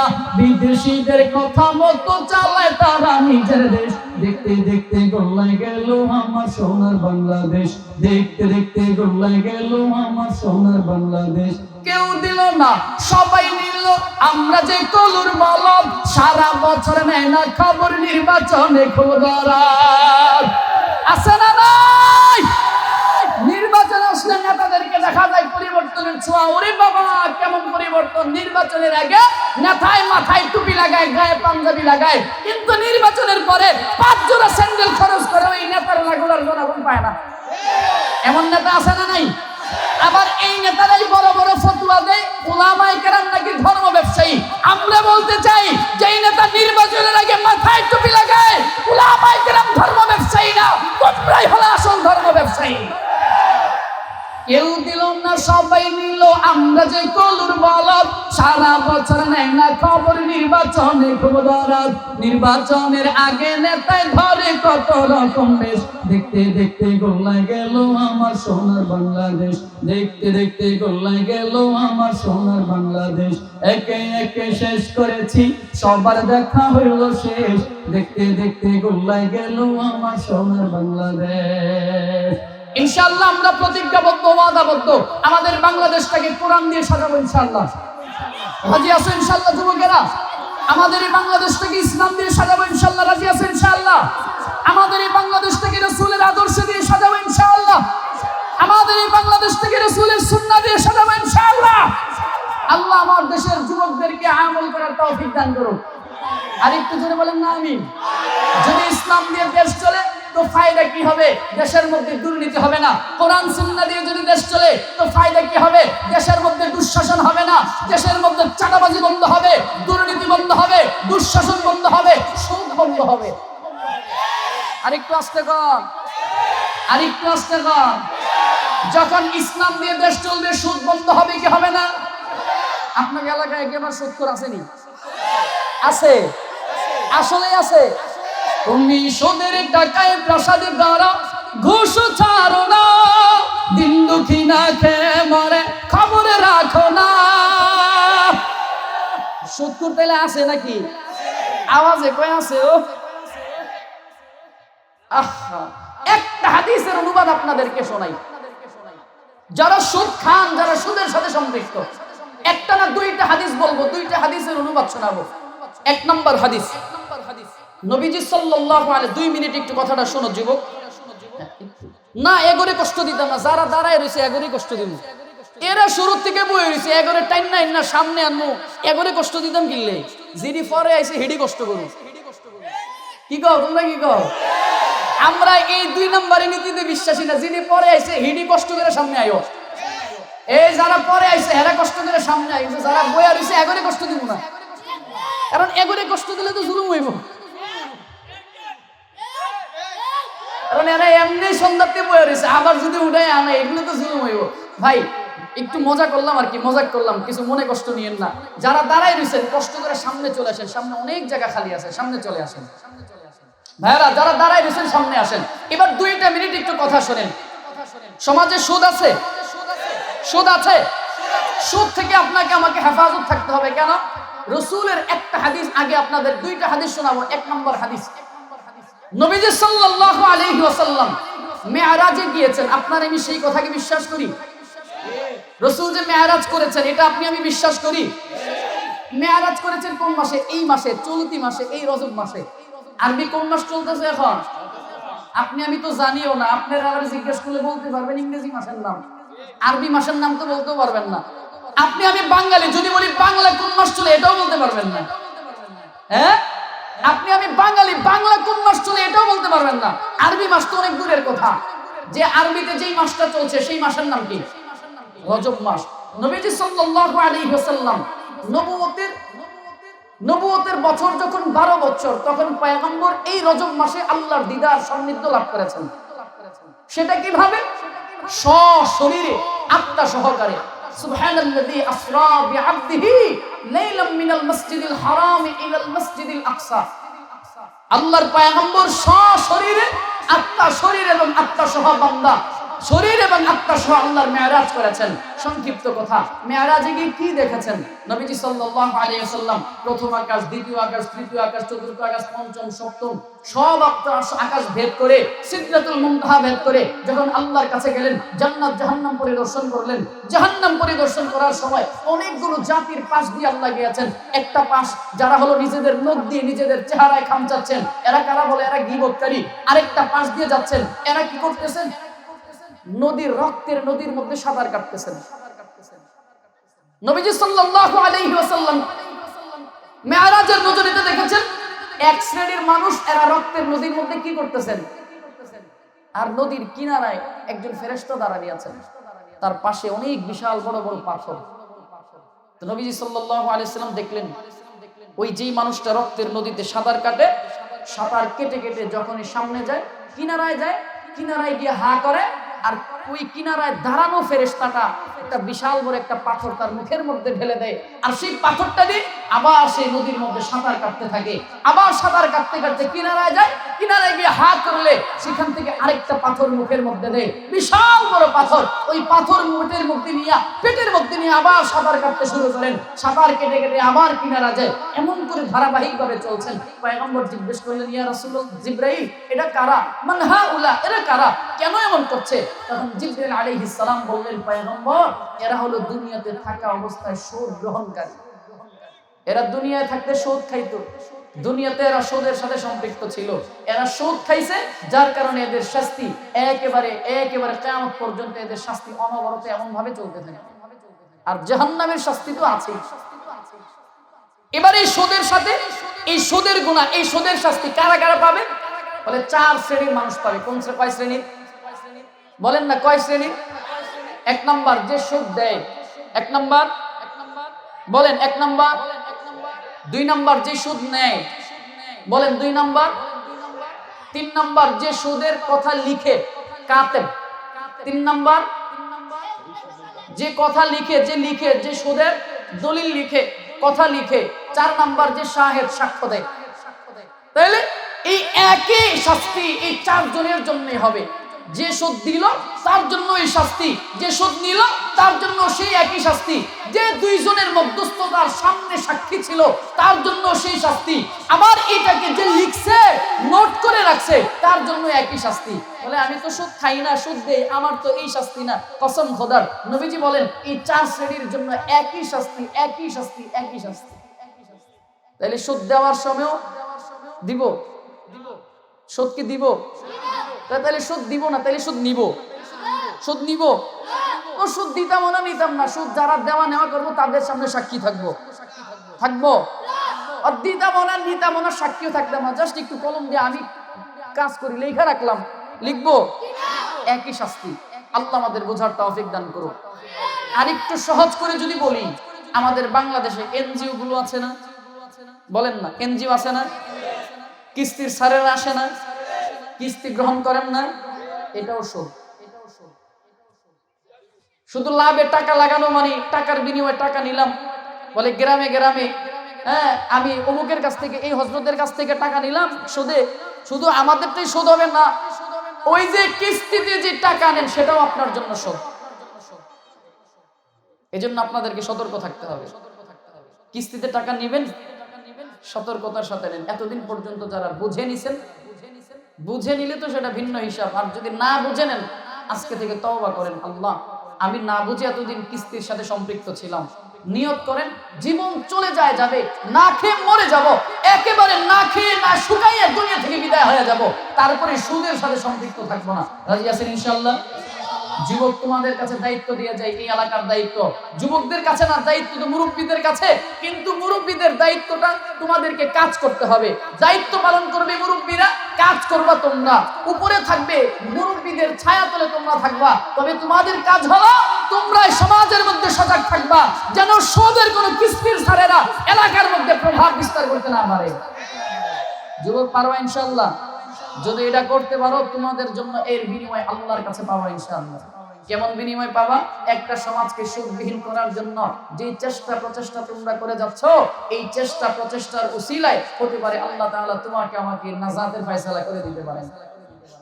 কারণ রাসূল বলেছেন, আখলিস দীনাকা ইয়াকফিকাল আমালুল কলিল, দিনটাকে খাঁটি করো, কলবটাকে খাঁটি করে অল্প আমল করো ইখলাসের সাথে।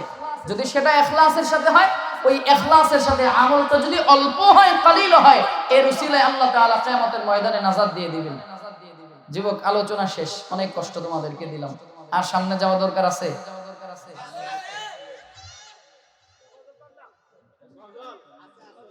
আর দরকার নাই, আর সামনে যাওয়া দরকার নেই, অনেক রাত্রে হয়ে গেছে, ঘুমাইতে হবে না, ফজর পড়তে হবে না, হ্যাঁ গজল আরো, আর একটা দুইটার পরে আর হবে না ইনশাআল্লাহ। আল্লাহ আমাদের কবুল করুক, করেন আমিন।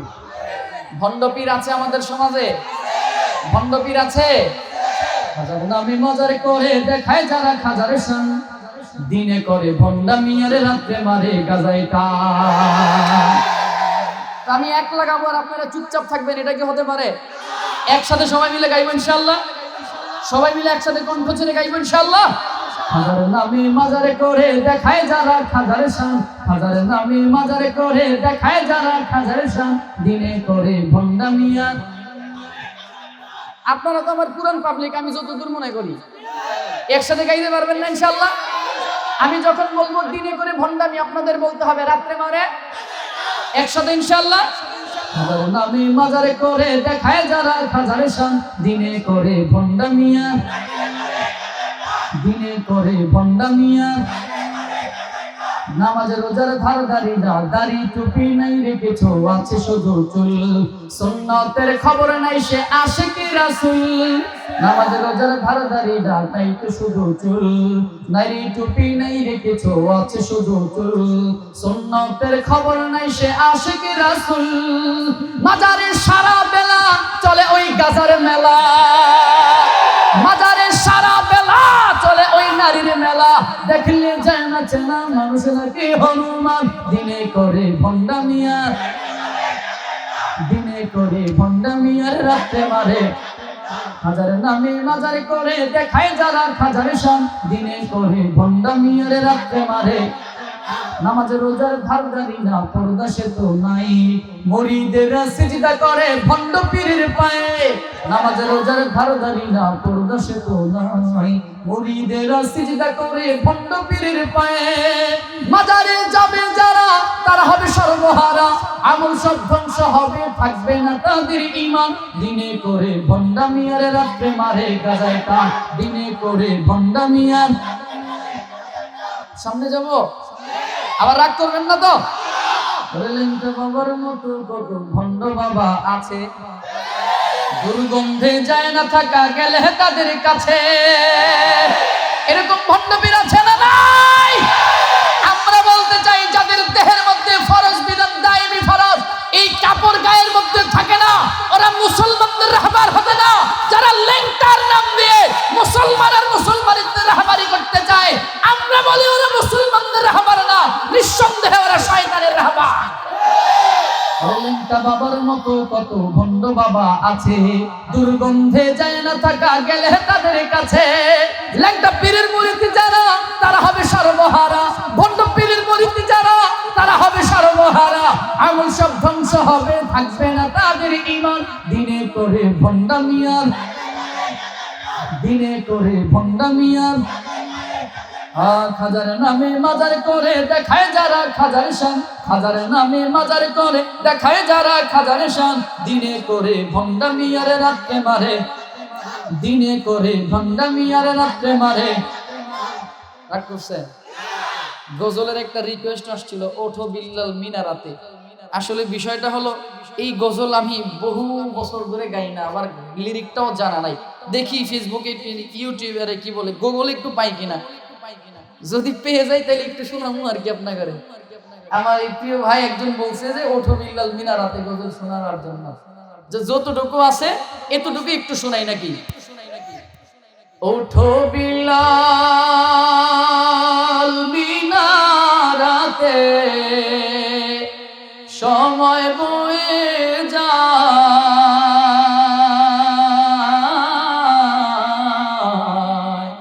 আজান দাও গো মধুর সুরে, শোনবার মনে চায়।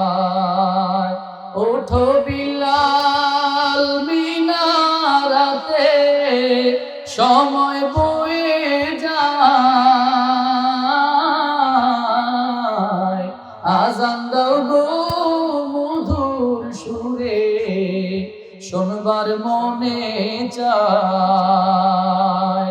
আজান দাও গো মধুর সুরে, শোনবার মনে চায়। আমার আসলে মুখস্থ নাই, যার কারণে আফওয়ান, ক্ষমা প্রার্থী। যদি আল্লাহ কখনো সুযোগ দেয় পরবর্তীতে ইনশাল্লাহ শোনাবো। আপনাদের জন্য মেহমানদারির ব্যবস্থা আছে নাকি? না, আর সামনের দিকে আর আগাইও না, আর সামনের দিকে আর আগাই।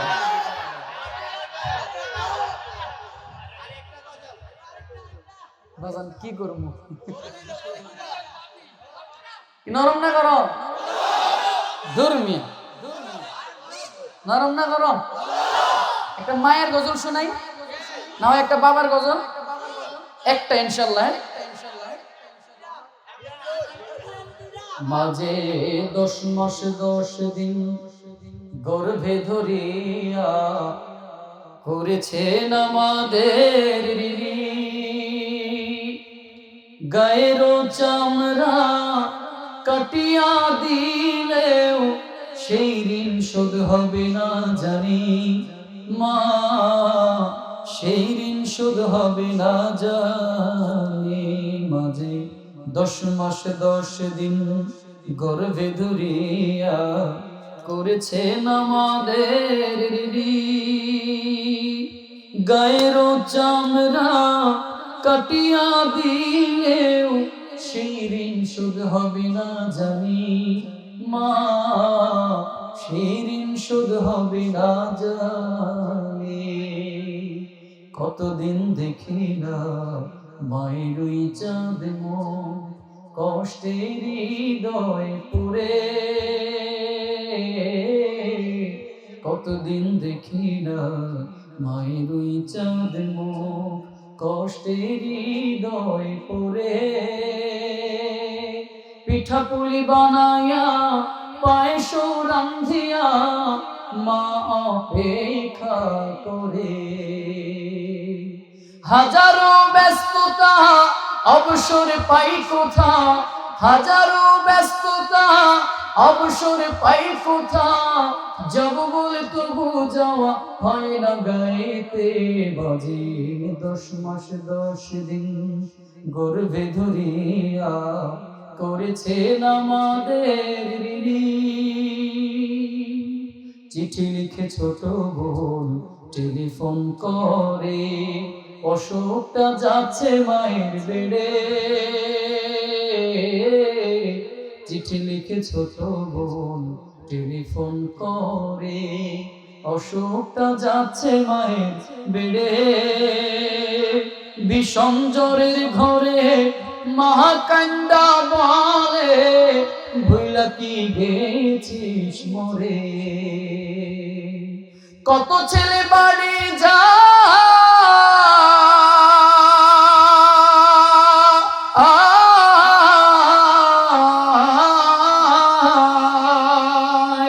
কত ছেলে বাড়ি যায় আমার না কাজ ফুরায় যাব বলে তবু যাওয়া হয় না গাইতে মাঝে 10 মাস 10 দিন গর্ভে ধরিয়া করেছেন আমাদের ঋণী হঠাৎ একদিন রাত দুপুরে একটা খবর এলো হঠাৎ একদিন রাত দুপুরে একটা খবর এলো সব কিছু আছে আগেরই মতো মা হারিয়ে গেল এখন আর পথ চাইয়া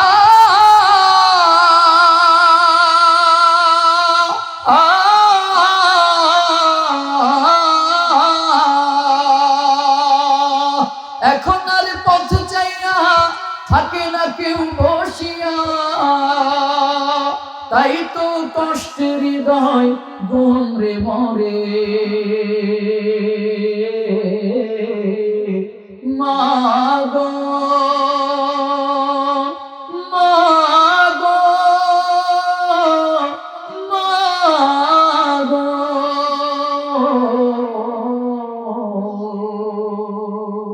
দুঃখিনী মা আল্লাহ প্রত্যেকের মা বাবার কবরটা জান্নাতের বাগান বানায় দেন। Presents by Kuakata media centre হক্কানি আলেমদের নিত্য নতুন ভিডিও পেতে আমাদের চ্যানেলটি সাবস্ক্রাইব করুন কুয়াকাটা মিডিয়া সেন্টার ইসলামিক বিনোদনের বিশ্বস্ত সঙ্গী।